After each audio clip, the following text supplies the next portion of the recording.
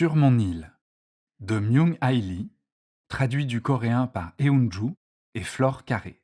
Édition de la Martinière Jeunesse.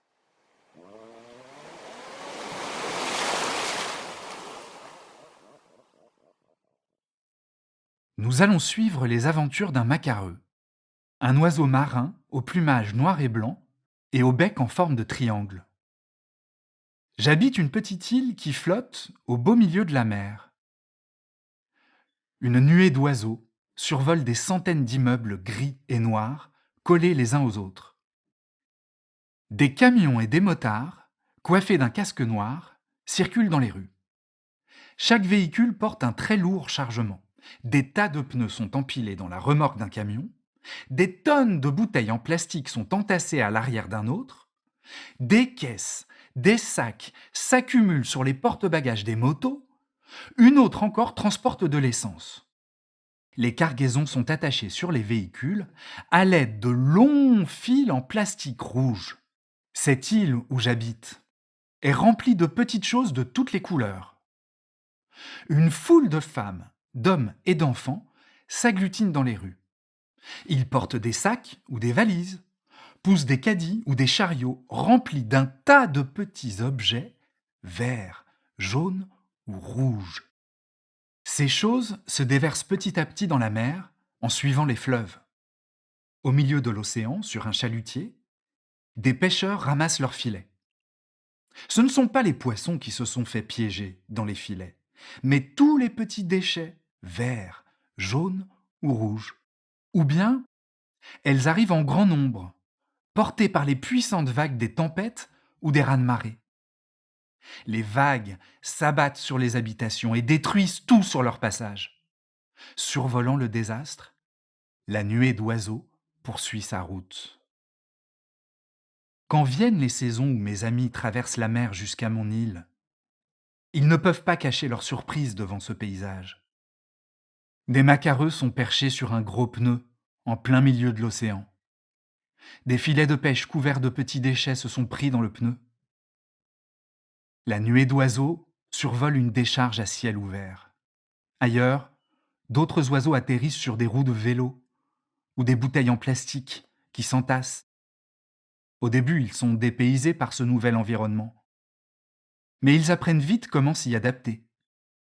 Curieux de savoir ce que sont ces petites choses de toutes les couleurs, ils les mordillent, essayent de s'en habiller ou de s'en couvrir la tête.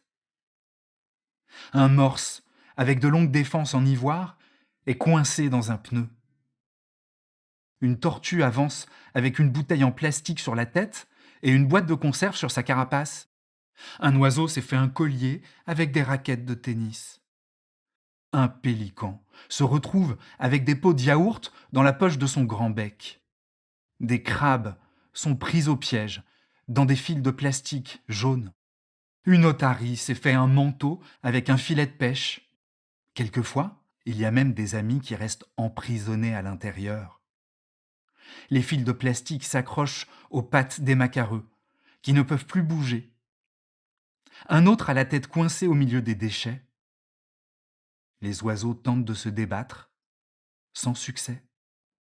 Ou d'autres, qui, sans le savoir, avalent ces choses multicolores avec leur nourriture. Les petits déchets jaunes, verts ou rouges polluent l'estomac des macareux. J'ai l'impression que plus elles s'accumulent, plus les poissons que nous aimons tant disparaissent. Des tas de poissons morts flottent dans l'océan. Parfois, des gens viennent en grand nombre pour les enlever, mais l'île se remplit aussitôt d'encore plus de choses de toutes sortes. Dans des pirogues, des hommes portant des cagoules et des gants noirs ramassent les détritus et les mettent dans des gros sacs. D'autres, en combinaison de plongée, vont ramasser les déchets tout au fond de l'eau. Perché sur une décharge, le macareux a une canette sur la tête et des fils de plastique rouge autour du cou et du bec. Il regarde tristement son île. Cette île où j'habite est une île de plastique, apparue au beau milieu de la mer.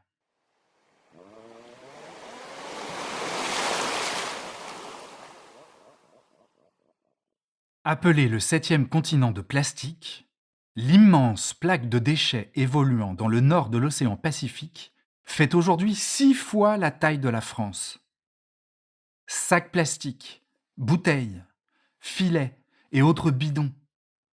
Cette soupe de plastique est constituée de quelques déchets éparpillés, mais surtout d'une myriade de petits fragments. Elle est une grave menace pour la biodiversité. Le plastique peut ainsi être ingéré par les poissons, oiseaux et autres organismes marins, provoquant blessures et étouffements. Ces déchets génèrent également des substances toxiques dans les océans et peuvent créer un déséquilibre des écosystèmes. On estime que 300 millions de tonnes de plastique sont produites chaque année dans le monde, dont près de 10% finissent dans les océans. Audiodescription écrite par Dune Cherville, avec la voix de Thierry Duval. Pour UNICEF France, dans le cadre de son prix UNICEF de littérature jeunesse 2020, avec le soutien de la Fondation Visio, qui vient en aide aux enfants et adultes déficients visuels.